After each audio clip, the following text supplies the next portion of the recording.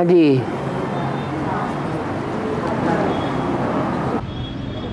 माँ बाबा बोलते हैं तो भी चोट लगती बोलते हैं। मम्मा बाबा बोलते हैं कि मेरे को भी पहले चोट लगती। हाँ, हर स्थिति परिस्थिति जैसे पहले बाबा गुजरते हैं ना, कि बच्चे गुजरते हैं। तो माया की चोट भी ज्यादा क्यों कौन खाता है? ज्यादा चोट भी बाबा को लगती है, और फिर संभालता कौन है? हैं? कौन से बाबा को चोट लगती? शिव बाबा को, ब्रह्मा बाबा को, या और कोई को? शिव बाबा को। चोट कौन खाता है? अकेला ब्रह्मा बाबा खाता है। जैसे बाबा बोलते हैं, सबसे जास्ती गाली कौन खाता है? शिव बाबा। उसके बाद ब्रह्मा बाबा। और गाली कौन खाएगा? जिसने गलती की होगी वो गाली खाएगा, या जिसने गलती नहीं की होगी वो गाली खाएगा? है? कृष्ण काला बनता है, कृष्ण गोला बनता है।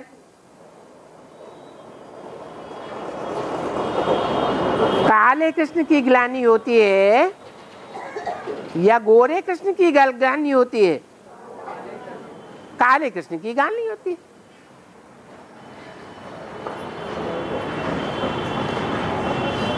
तो दो हैं, गाली खाने वाले भी दो हैं, एक छोटा और एक बड़ा। और भगवान एक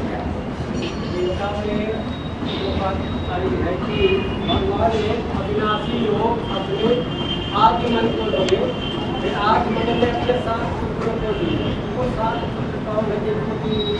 ओहो, ये सीढ़ी का चित्र सारा ही भूल गए।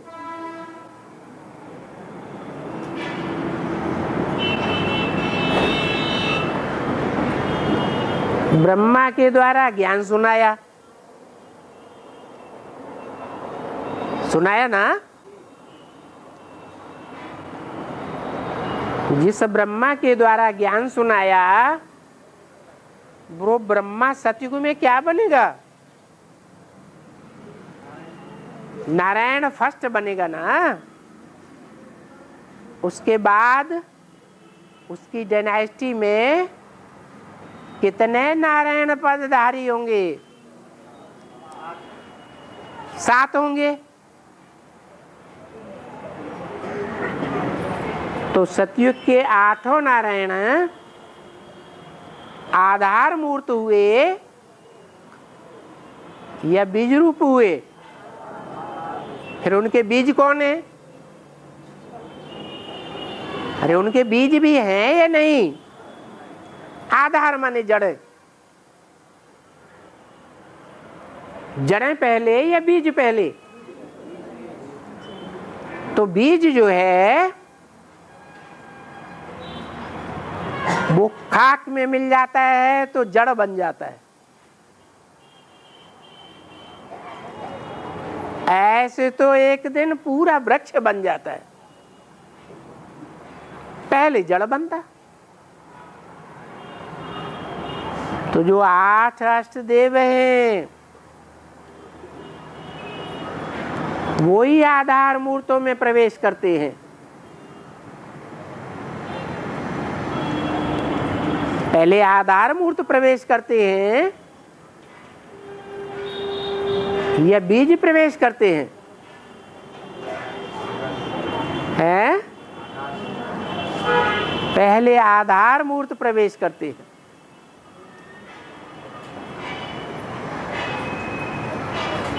जैसे बैल है, शंकर का आधार है, शंकर किस पर सवारी करता? बैल पर सवारी करता। अभी पुरुषार्थी जीवन में शंकर सवारी करता या बैल सवारी करता शंकर पर? शंकर सवारी करता। अभी शंकर सवारी नहीं करता, बैल सवारी करता। ऐसे ही ये 7 नारायण हैं जो अपने से कनेक्टेड बीज रूप 7 आत्माओं में प्रवेश करते हैं। कब तक प्रवेश करते? जब तक वो बीज और आधार संपन्न नहीं बन जाते। बीज में ज्यादा ताकत है या आधार में ज्यादा ताकत? बीज में शक्ति ज्यादा होती है, इसलिए रिजल्ट में बीज आगे निकल जाता और अंत में बीज उद्धार मूर्त बन जाता। उत हर, उत माने ऊपर, हर माने ले जाने वाला। खुद भी ऊपर जाता है या नहीं? जो खुद ऊपर नहीं जाएगा दूसरे को कैसे ले जाएगा? तो बीज जैसे आत्मा हो गई और आधार जैसे शरीर हो गया।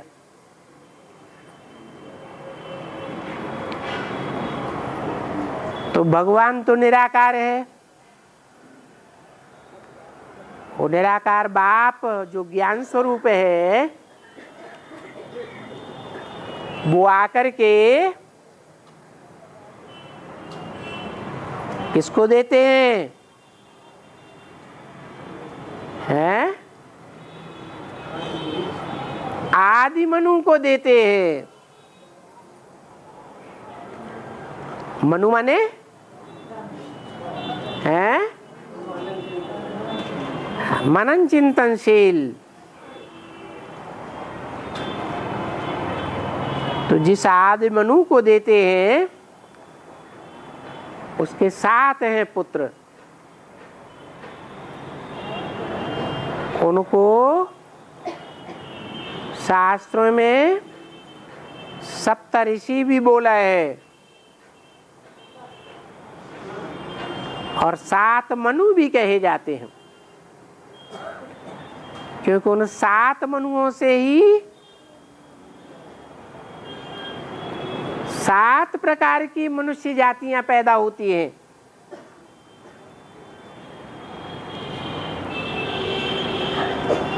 इस्लामी, बौद्धी, क्रिश्चियन, सन्यासी, मुस्लिम और सिख और उसके बाद आर्य समाज।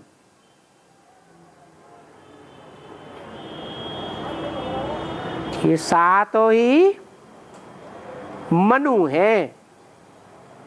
मनु माने मनन चिंतन मंथन करने वाले हैं, मूल अपने अपने धर्म के, अपने अपने धर्म संप्रदाय के।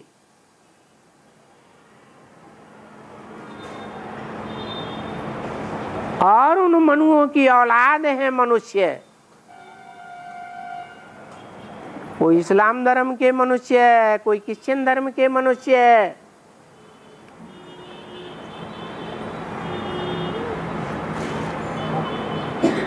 जिनका शास्त्रों में वर्णन है। और भगवान ने अपना अविनाशी योग आदि मन को दिए, लेकिन क्या आदि मन के बाद और भी मनु होते हैं जिसमें क्या आदि लगा हुआ है? तो और क्या मनु होते हैं? अभी तो बोला 7 मनु और हुए। तो आदि मन के पुत्र हुए ना?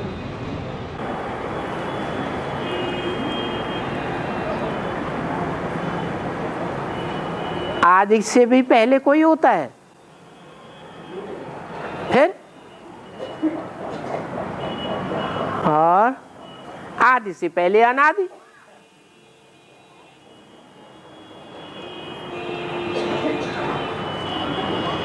और बाबा प्रजापति और दक्ष प्रजापति का अंतर है। दक्ष माने ट्रेंड, दक्ष माना दीक्षित,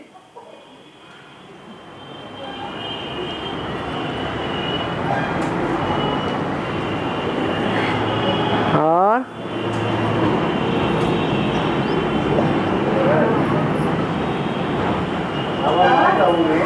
हाँ जी, शास्त्रों में सच्चाई आटे में नमक मिसल है। फिर बाबा शास्त्रों का उदाहरण लेकर क्यों समझाते हैं? ओहो, ये भी तो उल्टा उल्टा उठा लिया है। शास्त्रों में आटे में जैसे नमक डाला जाता है, इतनी सच्चाई है। अब आटा है इतना और नमक इतना, ये है बेसिक बुद्धि वालों की व्याख्या। क्या? आटा इतना और नमक थोड़ा सा, अंश मात्र। लेकिन ध्यान दिया जाए तो आटे के कण कण में नमक व्याप्त है या नहीं है? आटे का कोई कण ऐसा है जिसमें नमक न घुसा हुआ हो, है या नहीं? तो शास्त्रों की एक एक लाइन में सच्चाई घुसी हुई है, भेदा हुआ है सत्य। उस सत्य को व्याख्या करके निकालने वाला चाहिए। इसलिए बाप कहते हैं कि शास्त्र सब झूठे हैं, क्योंकि व्याख्या ही झूठी हो गई। मैं आकर के शास्त्रों का सार बताता हूं, तो शास्त्रों में सार है या नहीं है? है? कौन सी माता ने बोला? शास्त्र तो बाबा पतित दुनिया में बने हैं ना। शास्त्र पतित दुनिया में बने हैं, लेकिन कहाँ की यादगार बने हैं? क्या उनको संगम युग की याद है? हम ये बोल रहे हैं कि जहाँ की यादगार में शास्त्र बने हैं, वो टाइम कौन सा है?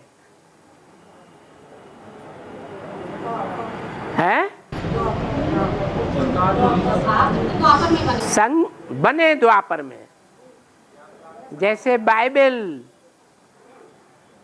क्राइस्ट जब मौजूद था तब बनी, या 300-400 साल के बाद बनी? जैसे कुरान मोहम्मद के टाइम पर बनी, या उसके 300-400 साल के बाद बनी? जैसे गुरु ग्रंथ साहब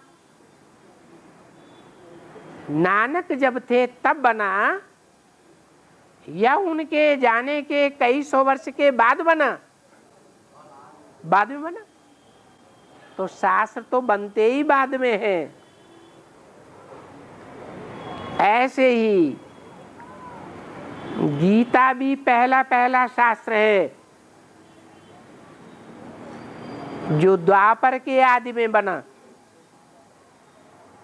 परंतु वो गीता शास्त्र जो सर्वशास्त्र शिरोमणि गीता है, जिसमें लिखा हुआ है कि मैंने ये गीता ज्ञान पहले पहले किसको दिया? सूर्य को दिया। तो द्वापर में सूर्य को दिया, या कोई और टाइम हो चुका है तब दिया है? पहले दिया या द्वापर में दिया? पहले दिया। तो गीता तो बाद में ही लिखी गई, लेकिन उस समय की यादगार में लिखी गई जबकि भगवान ने आकर के साक्षात ज्ञान सुनाया। इसलिए गीता जब सर्वशास्त्र शिरोमणि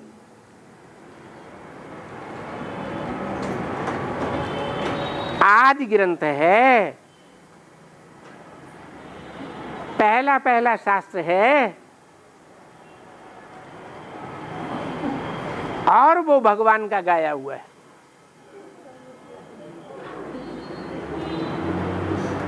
लेकिन व्याख्याएं उल्टी कर दी गई,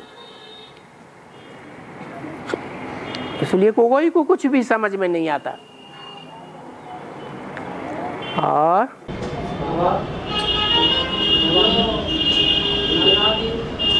अनादि मन के द्वारा दिया गया, तो जो आदि मन के द्वारा ज्ञान दिया जाएगा तो क्या वो भी अविनाशी ज्ञान कहलाएगा?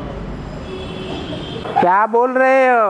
अविनाशी योग जो आदि मन को दिया गया अविनाशी के द्वारा, तो क्या जो आदि मन के द्वारा 7 पुत्रों को दिया गया ज्ञान, क्या वो अभी अविनाशी योग होगा?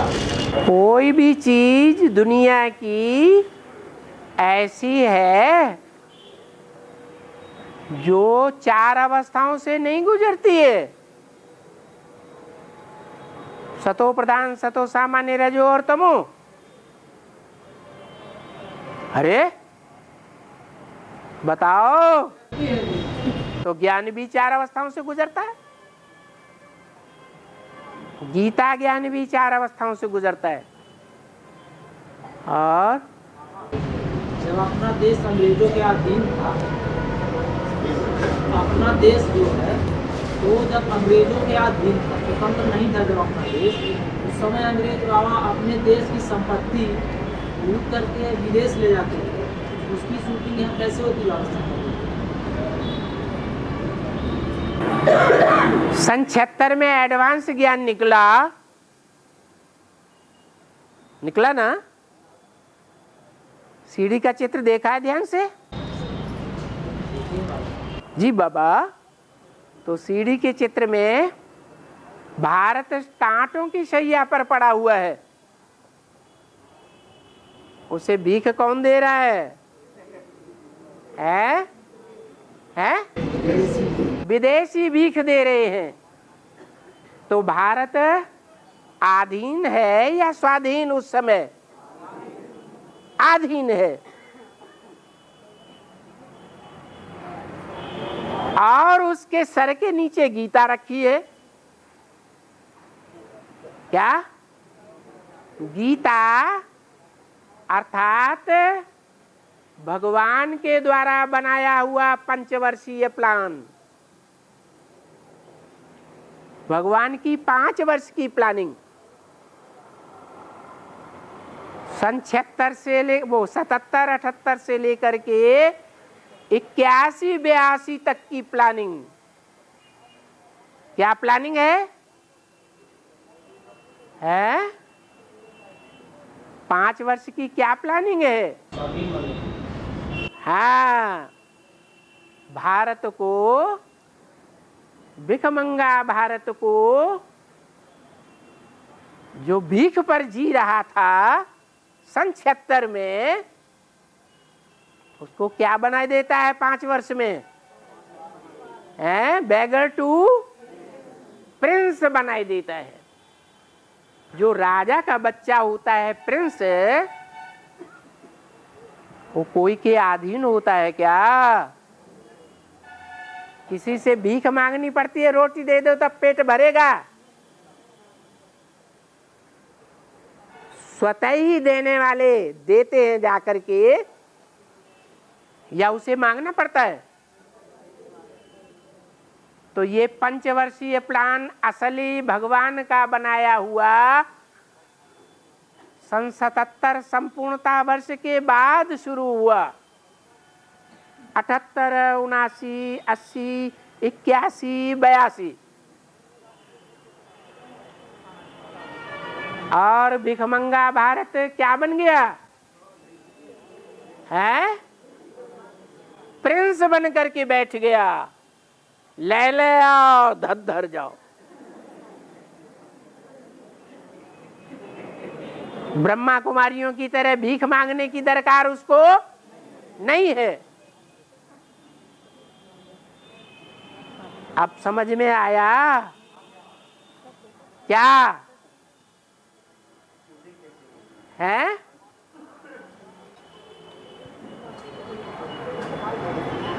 और बाबा, जगदम्बा को देवता नहीं कहते क्यों?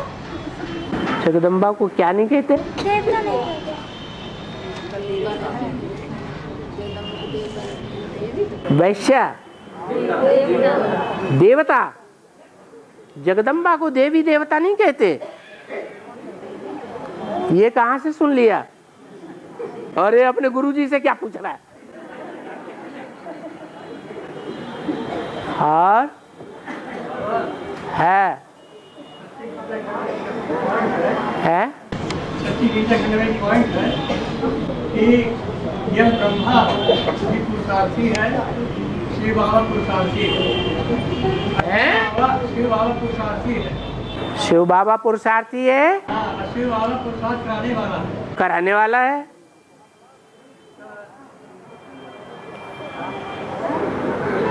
अरे जिस शिव बाबा के लिए कहा कि शिव बाबा पुरुषार्थी है, माने पुरुषार्थ करने वाला है, वो शिव बाबा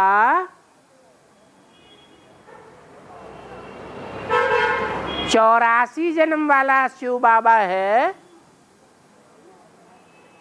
84 जन्म के 5000 वर्ष के ड्रामा में सदा काल रहने वाला शिव बाबा है या परमधाम का बाबा है? क्योंकि मुरली में बोला है कि सृष्टि पर सदा कायम कोई चीज है ही नहीं, सदा कायम एक शिव बाबा ही है। तो वो शिव बाबा पुरुषार्थ करने वाला है या कराने वाला है? हैं? वो कराने वाला है। जो शिव बाबा इस सृष्टि पर सदा कायम है, वो पुरुषार्थ करने वाला है। क्योंकि उसके लिए बोला है, क्या बोला है? तेरी बुद्धि में शिव बाबा कहने से बिंदी ही याद आएगी, औरों की बुद्धि में साकार याद आवेगा। जब विनाश होगा तो 500 करोड़ की बुद्धि में कौन याद आवेगा? है जो झाड़ के ऊपर बैठा हुआ है, वो शिव बाबा ही याद आवेगा। और तेरी बुद्धि में है वो साकार याद नहीं आवेगा। कौन याद आवेगा? बिंदी ही याद आवेगी।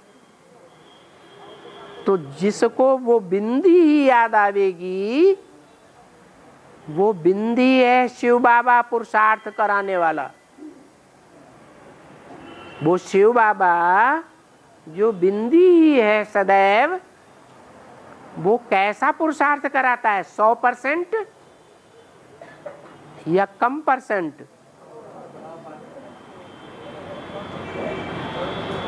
और यह ब्रह्मा भी पुरुषार्थी है। यह ब्रह्मा भी पुरुषार्थी है। यह ब्रह्मा भी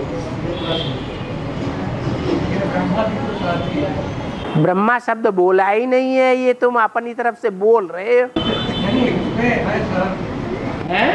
ये सच्ची गीता कहने की पॉइंट है।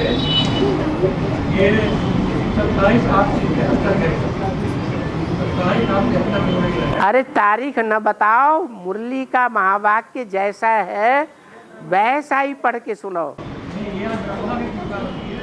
ब्रह्मा शब्द बोला है? जी हाँ, ब्रह्मा भी पुरुषार्थी है, शिव बाबा भी पुरुषार्थी है। माने दो बातें हो गई ना, ब्रह्मा ही पुरुषार्थी है, शिव बाबा भी पुरुषार्थी है, और शिव बाबा पुरुषार्थ कराने वाला भी है।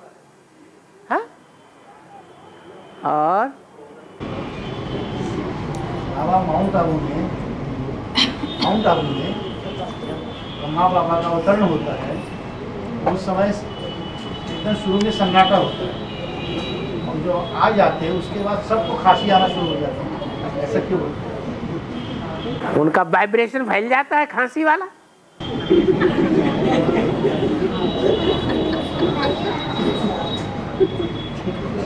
पूरे सब हाँ हाँ,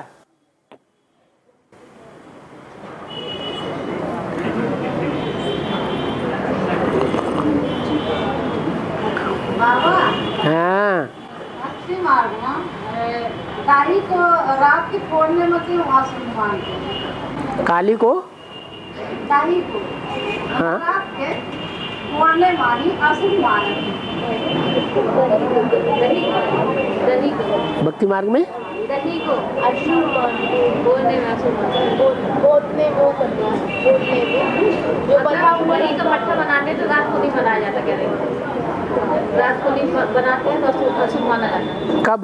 रात को दही को रात को मट्ठे में अशुभ माना जाता है। भक्ति मार्ग में रात के फोड़ने में अशुभ माना थे, रात के दही नहीं फोड़ा जाता। कोई खास दिन की बात, त्योहार की बात है? रात को रोज डेली रात को क्या होता है? रात को दही को नहीं मथा जाता तो अशुभ माना जाता। एक होता है दूध,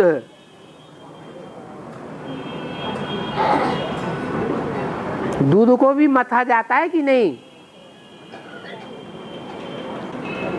है? मथनी डाल के दूध को मथेंगे तो सार निकलेगा या नहीं? क्या निकलता है? क्रीम निकलती है। ऐसे ही दही को भी मथा जाता है, दही को मथने से मक्खन निकलता है।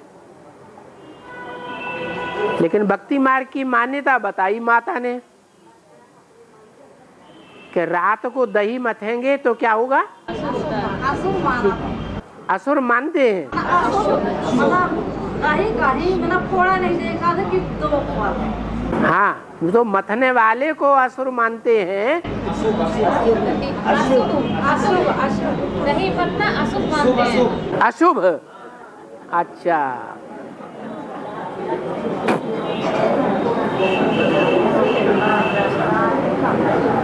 देखो, ब्रह्मा की रात गाई हुई है और ब्रह्मा का दिन गाया हुआ है। जब ब्रह्मा की रात गाई हुई है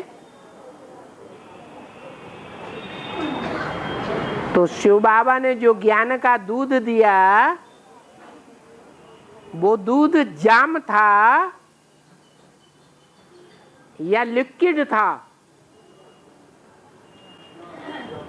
है? जाम था दूध। उस समय किसी ने उसको मथा था क्या? नहीं मथा। अगर मथा होता तो जैसे ब्रह्मा बाबा ने मथा तो ब्रह्मा बाबा को क्या दोष लग गया? चंद्रमा को दोष लगा कि नहीं है? दोष लग गया, अशुभ हो गया। ब्रह्मा बाबा की पूजा भी नहीं होती, मंदिर भी नहीं बनते, मूर्ति भी नहीं बनती, तो कहाँ की मान्यता है? अभिसंगम की मान्यता है। और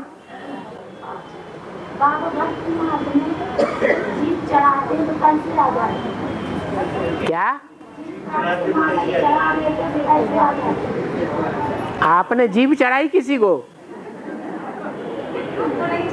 है? अरे किसकी जीभ चढ़ा देते हैं? अपनी जीभ? फिर बोलते कैसे हैं? है? अरे क्या क्या बातें उठाए लेते,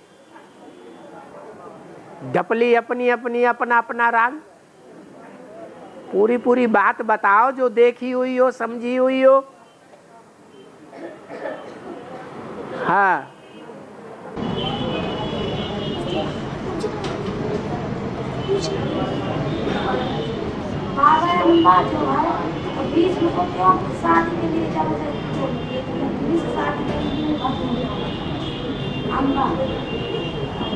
अम्बा जबरदस्ती करती है।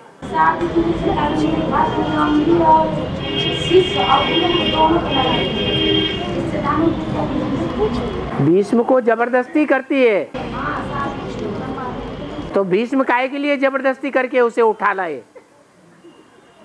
जब कन्या की इच्छा नहीं है तो उसके साथ जबरदस्ती शादी करना अच्छी बात है?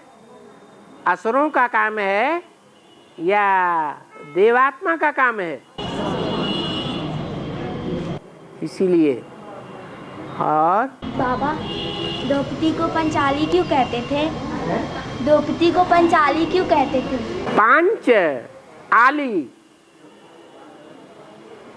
आली माने सुंदर, पांच माने पांच की, पांच की सुंदरी। कौन कौन से पांच? पांडवों। पांडव माने जैसे ब्रह्मा के ब्राह्मण, विष्णु के वैष्णव, ऐसे पंडा के पुत्र पांडव। झाड़ के चित्र में 3 ग्रुप दिखाए गए हैं।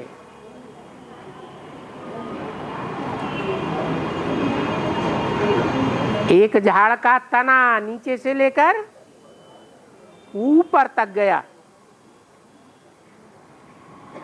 दूसरे वो डालियां जो दाईं ओर फैली हैं, भारतीय डालियां, और तीसरी वो डालियां जो बाईं ओर फैली हैं, जिन्हें कहते हैं वाम मार्गी। बायां माने शुभ या अशुभ है? अशुभ।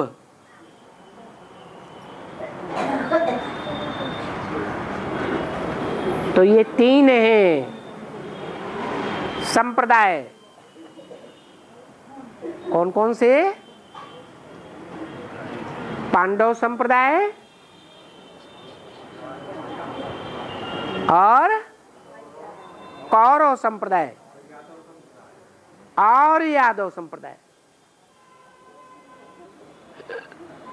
तो उनमें पांडव संप्रदाय कौन कौन है? वो भारतीय धर्म है पांडव संप्रदाय। देवी देवता सनातन धर्म, वो भी पहले जो पक्का पक्का देवी देवता सनातन धर्म।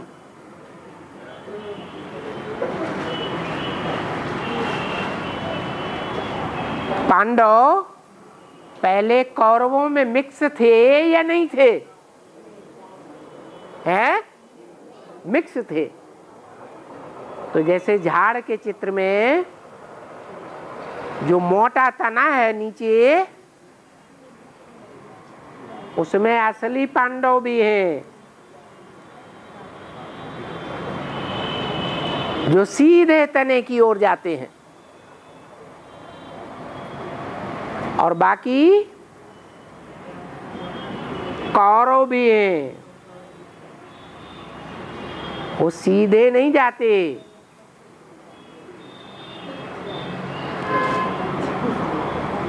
वो अवसरवादी हैं। और धर्मों में कन्वर्ट होते हैं और लास्ट में आर्य समाज में भारत में आ जाते। इसलिए आर्य समाजियों ने हर धर्म वाले को अवसर दे दिया, कोई भी आकर के हिंदू बन सकता है। जो पांडव हैं वो अवसरवादी नहीं है। एक शिव बाबा, दूसरा न कोई। उनमें 5 हैं। एक तो देवी देवता सनातन धर्म में 2। कौन कौन? युधिष्ठिर और भीम। बाकी 3 हैं अर्जुन, नकुल और सहदेव।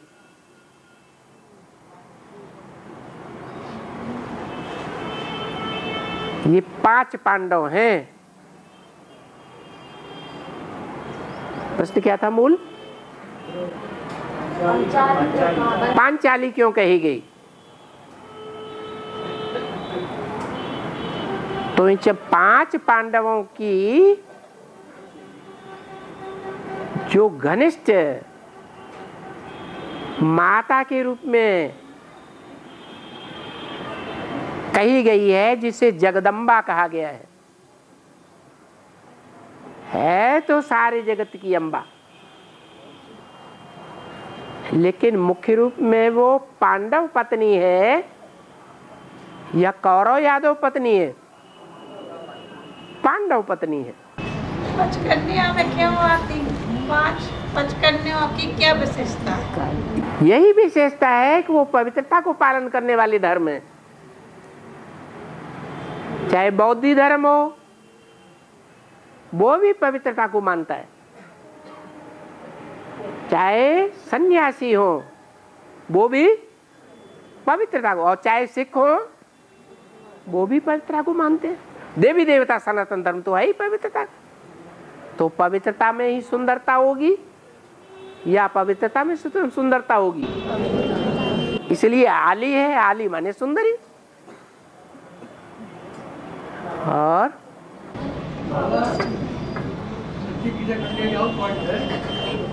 मनमाना भाव, मेरे बच्चे बनो, यह तो प्रजा पिता ब्रह्मा और जगदम्बा ही कर सकती है। क्या शिव बाबा नहीं कर सकते है? शिव बाबा नहीं कर सकते हैं क्या? शिव बाबा ही तो कहते हैं मनमना भव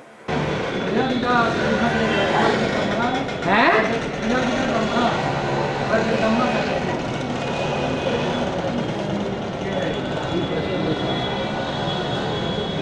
प्रजापिता ब्रह्मा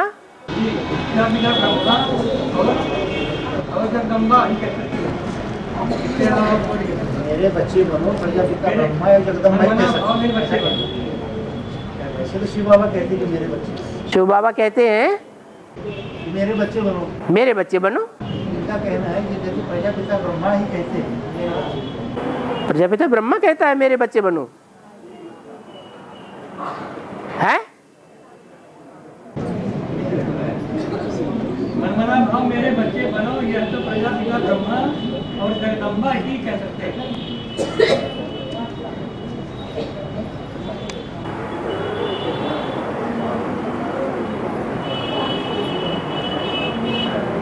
मनमना भव ये शब्द प्रजापिता ब्रह्मा और जगदम्बा ही कह सकते हैं। कैसा बुद्धूपना है। मत माने मेरे, मना माने मन में, भव माने समाजा। मेरे मन में समाजा,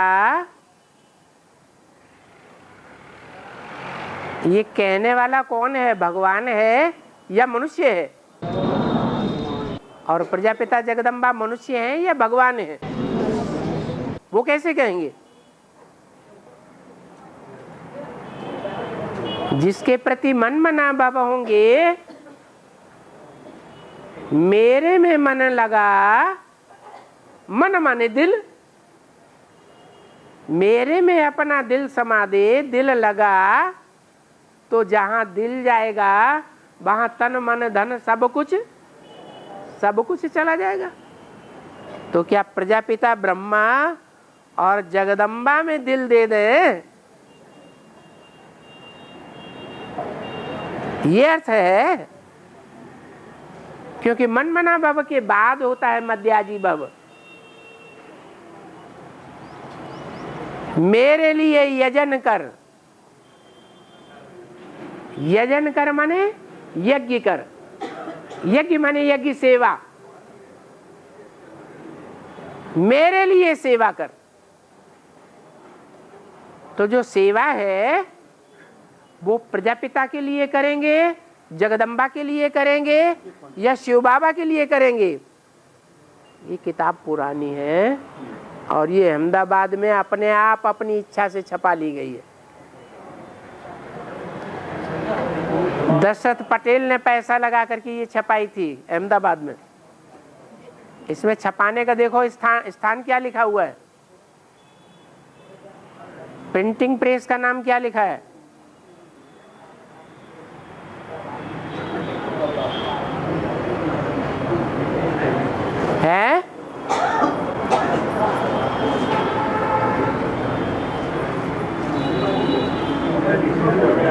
प्रिंटिंग प्रेस का नाम है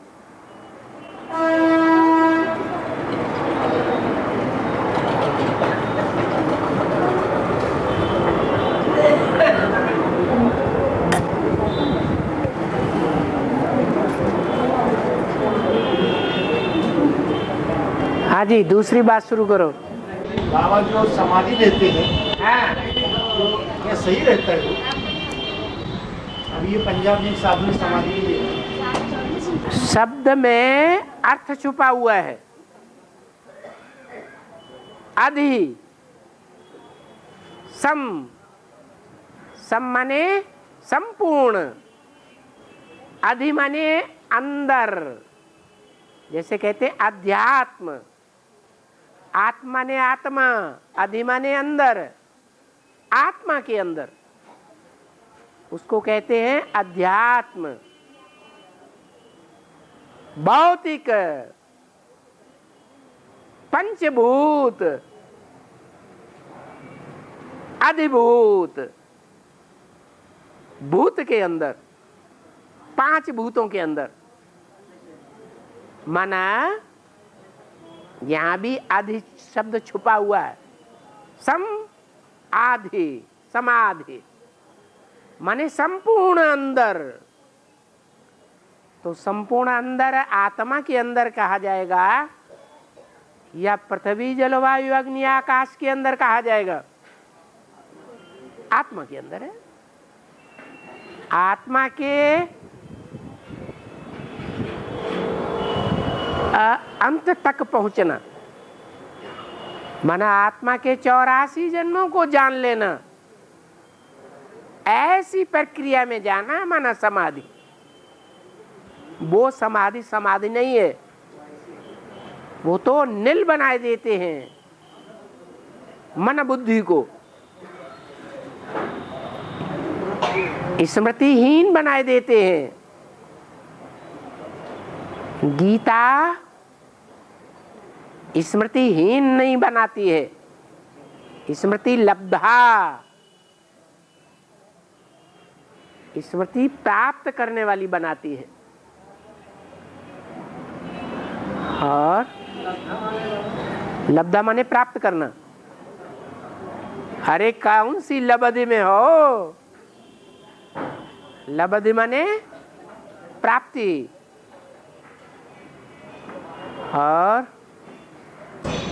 और आपके पुरुषार्थ से हम समाधि ले पाते हैं।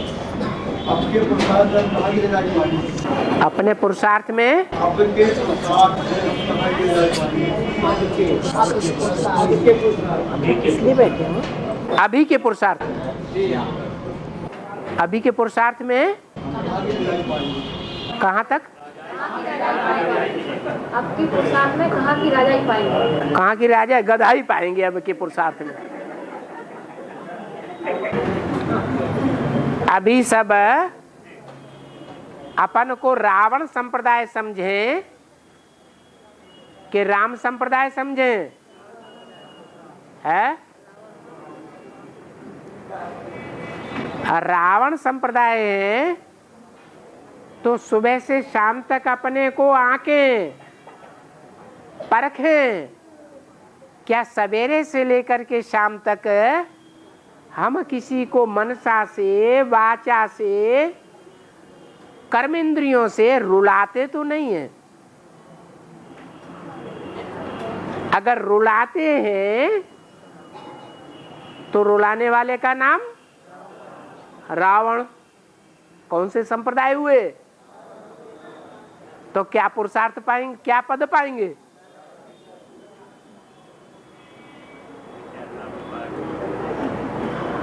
और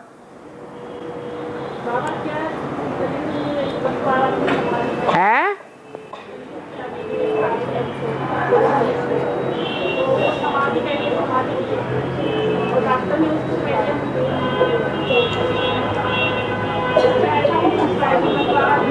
आगे की कोई माता ने समझाओ तो बोलो, जोर से बोलो, जैसे घर में लड़ाई लड़ते हैं।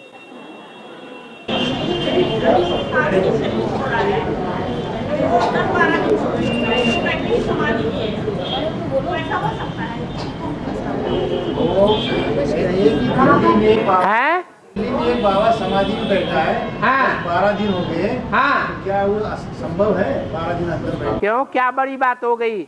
अगर आदमी 5 मिनट श्वास रोक सकता है तो क्या 12 दिन के लिए श्वास नहीं रोक सकता? डॉक्टर लोग कहते वो मर गए हैं। डॉक्टर तो घोषित किए वो मर गए। डॉक्टर लोग तो जाने क्या क्या कहते रहते हैं। डॉक्टर लोग जो आज कहते हैं दूसरा डॉक्टर उस बात को काट देता है।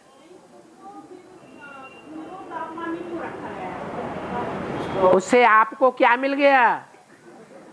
भरी सभा में बखान कर रहे हो, आपको कुछ प्राप्ति हो गई? पूजा वूजा करने गए कि नहीं? हाँ। और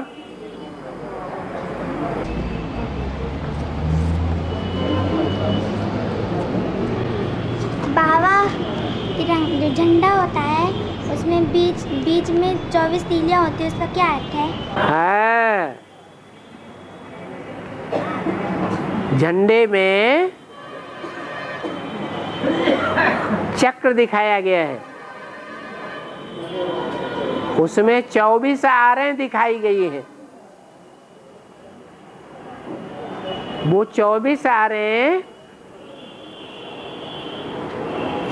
सूर्यवंश और चंद्रवंश की 12 आत्माओं की निशानियां हैं। 12 सूर्यवंशी आत्माएं और 12 चंद्रवंशी आत्माएं। सूर्यवंशियों के रुद्रगण और चंद्रवंशियों की विजयमाला के मणके, दोनों मिलाकर के 24 आरें बनती हैं, जिन्हें भगवान के 24 अवतार कह दिया है।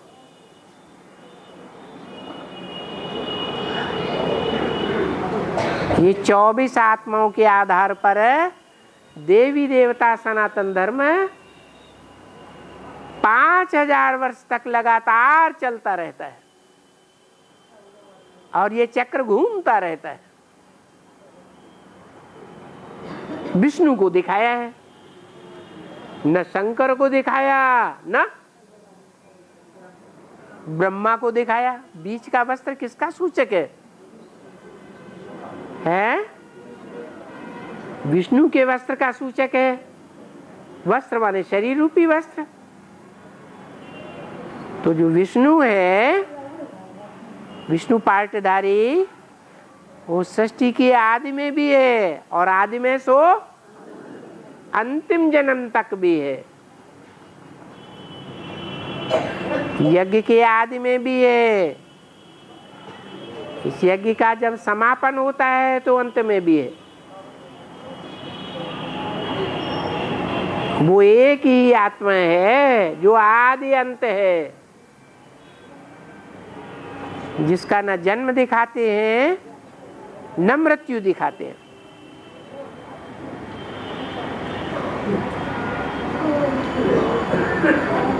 और हाजी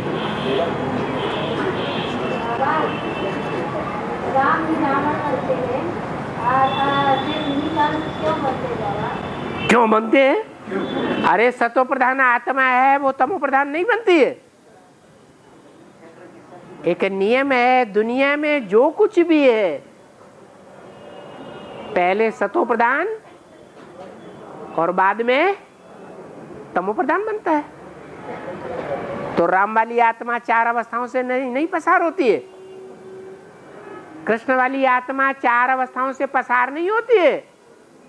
अरे होती है या नहीं? होती है।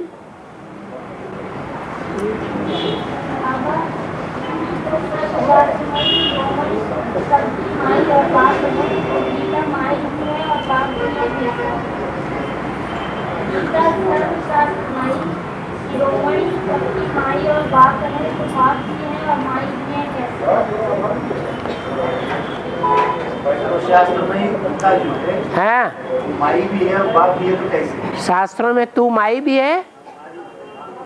हाँ, त्वमेव माता च पिता त्वमेव, तू माता भी है और पिता भी है।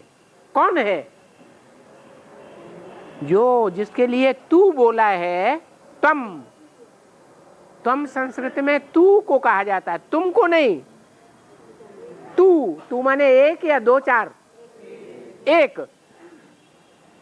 तो शिव बाबा जब आते हैं और आकर के जिस एक में प्रवेश करते हैं, पुरुष माता का आधार लेता है ना, लेता है कि नहीं? बीज डालने के लिए माता चाहिए। इसलिए गीता में कहा है मत योनि परम ब्रह्म तस्मिन् गर्भम दधाम्यहम्। मेरी योनि परम ब्रह्म है, मैं उसमें गर्भाधान करता हूं, गर्भ डालता हूं। किसने बोला? शिव ने बोला। किसमें प्रवेश करता है? ब्रह्म में नहीं, ब्रह्म तो बहुतों के नाम है ब्रह्मा। किसमें? परम ब्रह्म में।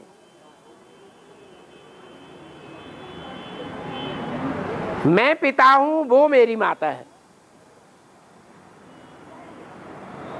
तो एक है उस समय या 2 है? जो ऊपर से आया परम धाम से ज्योति बिंदु शिव, उसने परम ब्रह्म में प्रवेश किया। प्रवेश करने के बाद वो एक है या 2 है? 2 है। अरे व्यक्तित्व एक है या 2? पर्सनालिटी एक है। वो माता भी है, पिता भी है। उसका प्रैक्टिकल रूप साकार में 76 के बाद देखने में आता है। बाप दादा,